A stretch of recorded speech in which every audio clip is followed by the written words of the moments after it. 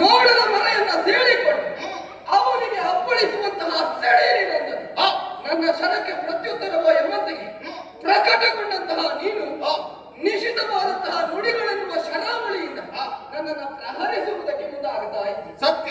ಶಬ್ದೋಕ್ತಿಗಳು ನುಡಿಯ ವ್ಯಾಕರಣಗಳೆಲ್ಲ ಸುಸಂಬದ್ಧವಾಗಿ ಉಂಟು.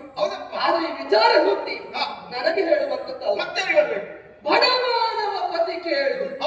ಯಾಕೋ ಹೇಳು, ಈ ಯುದ್ಧದ ಸನ್ನಿವೇಶದಲ್ಲಿ ಬಡತನವೆನ್ನುವುದನ್ನು ನಿನ್ನಲ್ಲಿ ನಾನು ಗುರುತಿಸ್ತಾ ಇದ್ದೆ. ಯಾವ ರೀತಿಯಲ್ಲಿ? ಇಂದ್ರಾದೇನು ಸಾಮಾನ್ಯನಲ್ವಲ್ಲ, ತ್ರೈಲೋಕ ವಿಜಯಿ ಎನಿಸಿಕೊಂಡ ಪ್ರಸ್ತುತ ಕಾಲೀನದಲ್ಲಿ ನಿನಗಿರುವಂತಹ ಅಸ್ತ್ರ ವಿಶೇಷತೆಗಳ ಜ್ಞಾನ ಮತ್ಯಾರಲ್ಲಿಯೂ ಇಲ್ಲ. ಹಲವು ಸಮರ ಕಲೆಗಳೆನ್ನುವುದು ನಿನಗೆ ಕರತಲಾಮಲಕವಾಗಿದೆ. ನಿನ್ನ ಕುರಿತಾಗಿ ಹಲವಷ್ಟು ವಿಚಾರಗಳನ್ನು ನಾ ಕೇಳಿ ತಿಳಿಯಲ್ಪಟ್ಟ. ಚಿಕ್ಕ ಪ್ರಾಯದಲ್ಲಿಯೇ ವಿಕ್ರಮತೆಯನ್ನೇ ಉಸಿರಾಗಿಸಿಕೊಂಡು ಜಗತ್ತೇ ಹುಬ್ಬೇರಿಸುವಂತೆ ವಿಕ್ರಮದ ಪರಾಕಾಷ್ಠೆಯನ್ನು ತೋರಗೊಟ್ಟು ವಿಕ್ರಮದ ವಿಸ್ಫುಲಿಂಗನೆನಿಸಿಕೊಂಡವರು ನೀವು. ನನ್ನ ಬಗ್ಗೆ ತಿಳಿದೇ ನೋಡು. ಯಾಕೆ ಇಷ್ಟು ಹೊಗಳ್ತಾ ಇದ್ದೇನೆ? ಆನಂತರ ಖಂಡನೆ ಉಂಟು. ನೀನು ಹೊಗಳಿದ ಮಾತ್ರಕ್ಕೆ ನಾನು ಏರುವುದಿಲ್ಲ. ನೀನು ಖಂಡಿಸಿದೆ. ನಾನು ನಿನಗೆ ನೆನಪಿಸಿದ್ದು ಅಷ್ಟು ಎತ್ತರಕ್ಕೆ ಏರಿದಂತಹ ನೀನು ಈಗ ಮಾಯೆಯನ್ನು ಮೆರೆಸಿ ಕೆಳಹಂತವನ್ನು ತಲುಪಿಬಿಟ್ಟೆ ಅಲ್ಲ. ಮಾಯೆಯನ್ನು ನಾನು ಬಳಸ್ತೇನೆ ಅಂತ ಅದು ನಮ್ಮದು ವಿದ್ಯುತ್ ಅಂತ ಆಯ್ತು. ಅದನ್ನ ಅಭ್ಯಾಸ ಮಾಡ್ಬೇಕಲ್ಲ. ಬಡಮಾನವ ಪತಿ ಕೇಳು. ನನ್ನನ್ನ ಬಡಮಾನವ ಪತಿ ಎನ್ನುವುದಾಗಿ ನೀನೇ ಹೇಳಿ. ಅಷ್ಟೊಂದು ಬಡವಂತಿಕೆಯನ್ನು ಹೊಂದಿರುವಂತಹ ನನ್ನಲ್ಲಿ ನೇರವಾದ ಯುದ್ಧವನ್ನು ಮಾಡಿ ಕ್ಷಣ ಮಾತ್ರದಲ್ಲಿ ನನ್ನನ್ನ ಕೆಡಹಬಹುದಿಲ್ಲ. ನಾನು ಸಮರ ವಿಷಯದಲ್ಲಿ ಬಡತನವನ್ನು ಗೆಲ್ಲಲು ನಾನು ವಾಕ್ಯನ ಮಾಡಿಲ್ಲ. ಇನ್ನು ಪರಿಸ್ಥಿತಿ ಬಗ್ಗೆ ನಾನು ಹೇಳಿದ್ದೆ. ಅಯೋಧ್ಯಾಧಿಪತಿ ಆಗಬೇಕಂತ ನೀನು ಪಿತೃವಾಕ್ಯ ಪರಿಪಾಲನಾಗಿ ಎಲ್ಲವನ್ನ ಕಳೆದುಕೊಂಡಿ ಕೊನೆಯಲ್ಲಿ ನಿನ್ನ ಅತ್ತಾಗಿಯನ್ನ ಕಳೆದುಕೊಂಡಿ ಅಲ್ಲಿ ನಿನ್ನ ಬಡತನ ತೋರಿಸಿದ್ದು ಎಲ್ಲವನ್ನು ಕಳೆದುಕೊಂಡೆ ಎನ್ನುವುದಾಗಿ ನೀವು ಭಾವಿಸಿದ್ದು ಅದು ಲೌಕಿಕಮಯವಾದ ವ್ಯವಹಾರಗತಿಯನ್ನಾದರೆ ಪಾರಮಾರ್ಥಿಕವಾಗಿ ಆಲೋಚಿಸುವುದಾದರೆ ಲೋಕದಲ್ಲಿ ಎಲ್ಲವರ ಪ್ರೀತಿಯನ್ನು ಗೌರವಾಧಾರವನ್ನ ಸಂಪ್ರಾಪ್ತೀಕರಿಸಿಕೊಂಡವರು ನನಗೆ ಬಂದಂತಹ ಸಾಮ್ರಾಜ್ಯ ಸಿರಿಯನ್ನು ಧಿಕ್ಕರಿಸದೆ ನಾನು ಅಯೋಧ್ಯಾಧಿಪತಿಯಾಗಿದ್ದಲ್ಲಿ ಕೇವಲ ಅಯೋಧ್ಯೆಯ ಅರಸನೆನ್ನುವುದಾಗಿಯೇ ಬಿಂಬಿತನಾಗ್ತಾ ಇದ್ದೆ.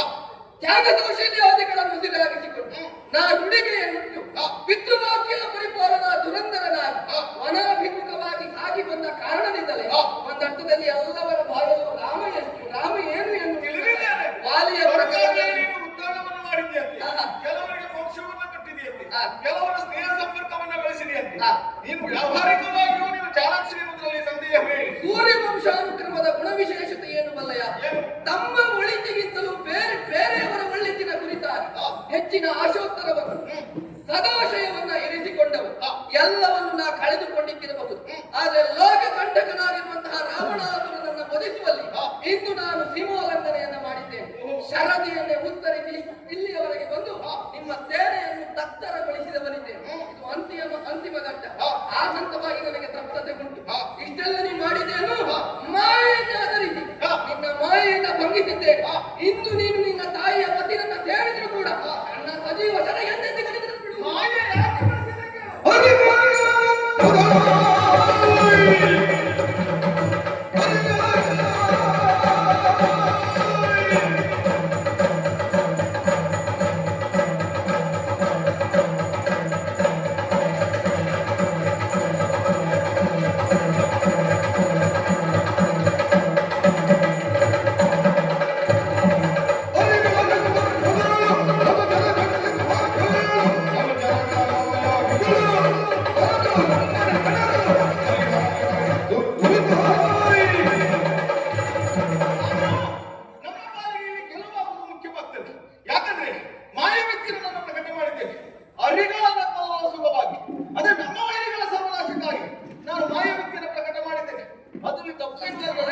ಮಾಯಾವಿದ್ಯೆಯನ್ನ ಸಾಮಾನ್ಯ ರಕ್ಕಸರು ಲೋಕದಲ್ಲಿ ಅಲ್ಲಲ್ಲಿ ಅಂಡಲೆಯುವಂತಹ ಅಸುರರು ಮಾಡಿದ್ದು ಒಪ್ಪಿಕೊಳ್ಳಬಹುದಾಗಿ. ನೀನು ಹಾಗಲ್ವಲ್ಲ, ನೀನು ಸಾಮಾನ್ಯದವನಲ್ವಲ್ಲ, ಆ ಲೆಕ್ಕದಲ್ಲೇ ಹೇಳಿದೆ. ಹಾಗಾಗಿ ಈ ವಿಷಯದಲ್ಲಿ ನನ್ನ ಉತ್ತರ ಕೇಳಿ. ನಾನು ಅಸಾಮಾನ್ಯಗಳು ಎನ್ನುವುದಾಗಿ ನಾನು ಬಂದಾಗ ಹೇಳಿದ್ದಲ್ಲ, ನೀನು ಉದ್ಧಾರ ಮಾಡಿದುಂಟು, ಸ್ನೇಹ ಸಂಪರ್ಕ ಮಾಡಿದುಂಟು, ಯಾರಿಂದ ಆಗದ ಕಾರ್ಯವನ್ನು ಕೂಡ ಮಾಡಿದುಂಟು ಅಲ್ವಾ? ನಿನ್ನ ಪಕ್ಷದವರು ಕೂಡಿಕೊಂಡು ಶರತ್ತಿಗೆ ಸೇತುವೆಯನ್ನು ಹಾಕಿದೆಯಂತೆ, ಕಲ್ಲು ಕೂಡ ತೇರ್ತಾ ಉಂಟಂತೆ, ವರುಣ ಕೃಪೆಗೆ ನೀನು ಪಾತ್ರನಾದಂತೆ. ಹೀಗಿರುವಾಗ ನೀನು ಸಾಮಾನ್ಯದವನಲ್ಲ. ಸಾಮಾನ್ಯದವನಾದ್ರೆ ಒಂದೇ ಶರದಲ್ಲಿ ನಡೆದು ಹೋಗ್ತಾ ಇದ್ದೆ ನೋಡು. ಸಾಮಾನ್ಯದಾಗಿರುವಂತ ಕಪಿವೀರರೆಲ್ಲ ಬಿದ್ದಿದ್ದಾರೆ. ಅಸಮಾನ ಎನ್ನುವುದರಲ್ಲಿ ಸಂದೇಹವೇ ಇಲ್ಲ. ಹಾಗಾಗಿ ಮಾಯವಿದ್ಯೆ ಪ್ರಕಟ ಮಾಡಿದ್ರೆ ತಪ್ಪೇನು? ಮಾಯಾವಿದ್ಯೆಯನ್ನು ಪ್ರಕಟಿಸಿದ್ದೇನೆ, ತಪ್ಪೇನು ಎನ್ನುವುದಾಗಿ ನೀ ಆಡ್ತಾ ಇದ್ದ. ಸ್ವಲ್ಪ ಆಲೋಚಿಸಿ. ಏನು ಇಷ್ಟೆಲ್ಲ ನೀ ಹಾರಾಟ ಮಾಡುವುದು ಏತಕ್ಕೆ? ನೀನ್ ಯಾಕೆ ಇಷ್ಟಪ್ಪ ಹಾರಾಟ ಮಾಡುದು? ನಾನು ನನ್ನ ಸತಿಯನ್ನು ಹೊಂದುವುದಕ್ಕೆ, ಅದರಲ್ಲಿ ಒಂದು ಅರ್ಥವಂತಿಕೆ. ನಾನು ಅಪ್ಪನನ್ನು ಗೆಲ್ಲಿಸುವುದಕ್ಕೆ. ಬಾಲ್ಯ ಸಂರಕ್ಷಣ ಇದು ಪತಿಯಾದವನ ಆದ್ಯ ಕರ್ತವ್ಯ. ಹೌದು. ನಿನ್ನ ಅಪ್ಪ ಎಂತವ? ನನ್ನ ಅಪ್ಪ ಎಂತವ? ನಿನಗೆ ಎಷ್ಟು? ಪ್ರಥಮ ಹಂತದಲ್ಲಿ ಆಸ್ಥಾನಿಕ ಸಭೆಯಲ್ಲಿ ನಿನ್ನ ತಂದೆಯವರಲ್ಲಿ ನೀನೇ ಆಡಿದವನಂತೆ ಸೀತೆಯನ್ನು ಕದ್ದು ತಂದದ್ದು ರಾಜಸಖಿಯ ಅನ್ಯಾಯ. ಸೀತೆ ಅದರ ಅರ್ಥ ನಿನಗೆ ಗೊತ್ತಾಗಿಲ್ಲ. ಸೀತೆಯನ್ನು ಕದ್ದು ತರಬಾರ್ದಿತ್ತು, ಸೀತೆಯನ್ನ ಇದ್ದಾಗ ತೆಗೆದುಕೊಂಡು ಬರ್ಬೇಕಿತ್ತು ಎನ್ನುವುದಾಗಿ. ಪ್ರಥಮ ಹಂತದಲ್ಲಿ ಅನ್ಯಾಯ ಎನ್ನುವುದಾಗಿ ಆಡಿದಂತಹ ನೀನು ರಾಜಸೀಯ ಪ್ರವೃತ್ತಿಯನ್ನ ಮಾಡಿಯೇ ಮುಂದುವರಿಯಬೇಕಾಗಿತ್ತು. ಅಂದ್ರೆ ಇದ್ದಾಗ ಒತ್ತು ತರಬೇಕಾಗಿತ್ತು. ಈಗ ರಾಮ ಇಲ್ಲಿಯವರೆಗೆ ಬಂದಾಗ ಸೀತೆಯನ್ನು ಮಧ್ಯಂತರದಲ್ಲಿ ರಾಮನಿಗೆ ಒಪ್ಪಿಸಿ ಯುದ್ಧವನ್ನು ಮಾಡಬಹುದಾಗಿತ್ತಲ್ಲ. ಈ ಮಾಯಕದಾಟ ಏಕೆ? ಈಗ ಮಾಯಕದಾಟ ಮಾಡ್ತಾ ಇದ್ದೇವೆ. ನೀನು ಇಲ್ಲಿವರೆಗೆ ಬಂದಿಯಲ್ಲ, ನಿನ್ನ ವಿಕ್ರಮವನ್ನು ಪುಟ್ಟಿಸೋದಕ್ಕೋಸ್ಕರವಾಗಿ, ನಿನ್ನ ಬಲವನ್ನು ಪುಟ್ಟಿಸೋದಕ್ಕೋಸ್ಕರವಾಗಿ ಮಾಯವಿದ್ಯೆ ಪ್ರಕಟ ಮಾಡ್ತಾ ಇದ್ದೇವೆ. ಒಟ್ಟಿನಲ್ಲಿ ವಿಚಾರಗಳ ಪೂರ್ಣ ಸೂಕ್ಷ್ಮತೆ ಎಂತಹದ್ದು ಎನ್ನುವುದಾಗಿ ಅರಿಕೆ ಮಾಡಿಕೊಳ್ಳದೆ ಕೇವಲ ನಿನ್ನ ಮೂಗಿನ ನೇರಕ್ಕೆ ಎಲ್ಲವನ್ನು ಅರ್ಥವಿಸಿಕೊಂಡು ಇಲ್ಲಿ ಕಾಲ ವ್ಯವಹಾರವನ್ನು ಮಾಡ್ತಾ ನಮ್ಮ ಇದ್ದ. ವ್ಯವಹಾರ ಹಾಗೆ ನೇರ ವ್ಯವಹಾರ. ಪ್ರಥಮ ಹಂತದಲ್ಲಿ ತಪ್ಪು ಎನ್ನುವುದಾಗಿ ಹೇಳಿದವನು ನೀನೆ, ಈಗ ನೀ ಮಾಡುತ್ತಾ ಇರುವುದು ಅದನ್ನೇ. ಹೇಳಿದ್ದಲ್ಲ, ನಾನು ನನ್ನ ಅಪ್ಪನಿಗಾಗಿ ಬಂದೆ. ಪ್ರಥಮ ಹಂತದಲ್ಲಿ ರಾಜಸಕ್ಕೆ ಅನ್ಯಾಯ ಅಂತ ಹೇಳಿ ಹೇಳಿದ ಮೇಲೆ ನಾನು ಹೇಳಿದ್ದಲ್ಲ, ಒಂದು ವಿಶ್ಲೇಷಣೆಯನ್ನು ಕೊಟ್ಟಿದ್ದೇನೆ. ರಾಮನನ್ನು ಒತ್ತು ತರಬೇಕಿತ್ತಿಲ್ಲ. ಈಗ ರಾಮನನ್ನು ಒತ್ತು ಸೀತೆಯನ್ನು ಉಳಿಸಿಕೊಳ್ತೇವೆ. ಒತ್ತಿದ್ದಲ್ಲ ಮಹಾರಾಜ, ರೀತಿ ಒಳಗಾಗಿ ನೋಡದವರೆಯಿಂದ ಸೇರಿರುವುದು. ಅದು ನನ್ನ ಕಪಟ ನಾಟಕ ಅಂತ ಹೇಳಿದ್ದಲ್ಲ. ನಿನ್ನ ತೋರಿಸೋದಕ್ಕೋಸ್ಕರವಾಗಿ ಮಾಯವಿದ್ಯೆ ಪ್ರಕಟ ಮಾಡಿದೆ. ಮಾಯವಿದ್ಯೆ ಕಲಿಯುವುದಕ್ಕೆ ಎಷ್ಟು ಕಷ್ಟಪಟ್ಟಿದ್ದೀನಿ. ಒಟ್ಟಿನಲ್ಲಿ ನಿನ್ನದು ಕಳ್ಳತನವೇ. ತಂದೆಗೆ ತಕ್ಕ ಮಗನೇ. ಅದಕ್ಕೆ ನಾನು ಹೇಳಿದ್ದು. ಬಾಯಲ್ಲಿ ಆಡುವುದೊಂದು ಮಾಡುವುದು ಈಗ ಇನ್ನೊಂದು. ಮಾಡುದು ಮತ್ತೊಂದು. ನಿನ್ನ ತಂದೆ ಎಂತಹ ಎನ್ನುವುದು ನಮಗೆ ಗೊತ್ತು. ಏನು ತಿಳಿದಿದ್ದೀನಿ? ಒಳ್ಳೆಯ ಶಿವಭಕ್ತ, ಹೌದು. ಲೋಕದಲ್ಲಿ ಅಮಿತವಾದಂತಹ ಸಾಧನಾ ವಿಶೇಷತೆಯನ್ನು ಮೆರೆಸಿದವ, ಶಿವನಿಗೆ ಪಾತ್ರನಾದವ, ಸಾಮವೇದಕ್ಕೆ ಭಾಷಾನುಕ್ರಮವನ್ನು ರಚಿಸಿದವ ಎನ್ನುವುದಾಗಿ ನಾವು ಹೇಳಿ ತಿಳಿಯಲು ಶಿವನಿಂದಲೇ ರಾವಣೇಶ್ವರ ಅಂತ ಬಂತು. ಅದಷ್ಟೇ ಶಾಪದ ಕೋಪದಲ್ಲಿ ಬಿದ್ದಿದ್ದಾನೆ. ಅಯ್ಯೋ, ವೇದವತಿ ಶಾಪ, ನಳಕು ಬೇರೆ ಶಾಪ, ನಂದಿ ಶಾಪ, ಒಂದೆರಡು ಶಾಪದ ಕೋಪದಲ್ಲಿ ಇಷ್ಟೆಲ್ಲ ಶಾಪದ ಕೋಪದಲ್ಲಿ ಬಿದ್ದು ಕೆಟ್ಟ ಕೆಲಸವನ್ನ ಮಾಡಿದವನನ್ನ ಲೋಕೋ ರಾವಣ ಮಹಾರಾವಣ ಎನ್ನುವುದಾಗಿ ಹೇಳಿ ಹೇಳ್ತಾ ಇದ್ದಾರೆ. ಅವನನ್ನೇ ಬೆಂಬಲಿಸಿ ಬಂದಿದ್ದೀಯಲ್ಲ, ಪುತ್ರ ಧರ್ಮವನ್ನೇ ಮರೆತು ನೀವು ವ್ಯವಹರಿಸ್ತಾ ಇದ್ದೀಯ. ಖಂಡಿತ ಇಲ್ಲ.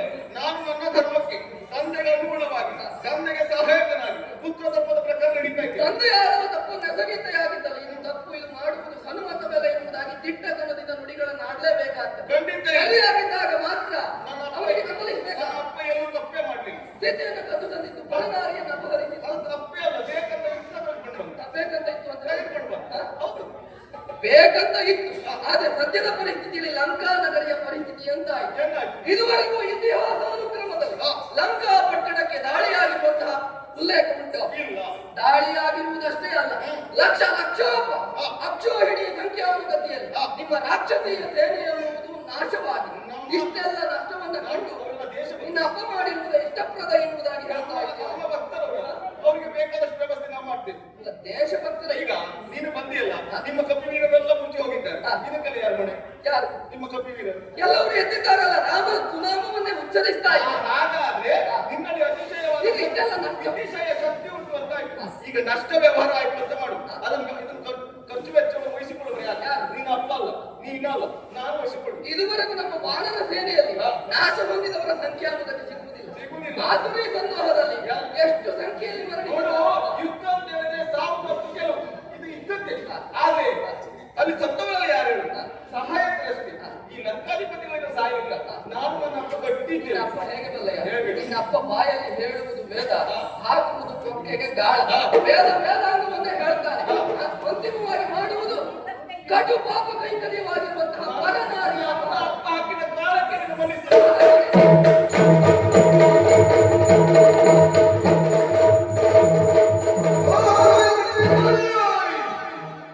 ಸರಿ, ರಾಮನೊಂದಿಗೆ ಹೋರಾಟ ಮಾಡೋದಕ್ಕೆ ಅಸಾಧ್ಯ ಆಗ್ತದೆ.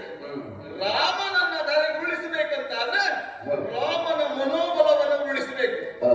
ಏನು ಮಾಡ್ಲಿ? ಮತ್ತೆ ಮಾಯವಿದ್ಯೆ ಪ್ರಕಟ ಮಾಡಿ ಮೋಡದ ಬರೆಯಲಿಟ್ಟು ಪುನರಭ್ಯ ಎಂಬಂತೆಯೇ ಹೆಮ್ಮೇಡಿಯಾದಂತಹ ಇಂದ್ರಾರಿ ತನ್ನ ಮಾಯಾವಿದ್ಯೆಯನ್ನು ಆಧರಿಸಿ ಮೋಡದ ಮರೆಯನ್ನು ಸೇರಿದ್ದಾನೆ. ಯಾವ ಸಂದರ್ಭದಲ್ಲಿ ಇಂಥ ಯಾವ ರೀತಿಯ ಯುದ್ಧವನ್ನು ಮಾಡುತ್ತಾನೆ ಎನ್ನುವುದಾಗಿ ಹೇಳುವುದಕ್ಕೆ ಸಾಧ್ಯವಿಲ್ಲ. ಹಾಗಾಗಿ ಎಲ್ಲವನ್ನು ಜಾಗರೂಕತೆಯಿಂದಲೇ ಯುದ್ಧವನ್ನು ವಿರಚಿಸಬೇಕು ಎನ್ನುವುದಾಗಿ ನಮ್ಮ ಸೇನಾ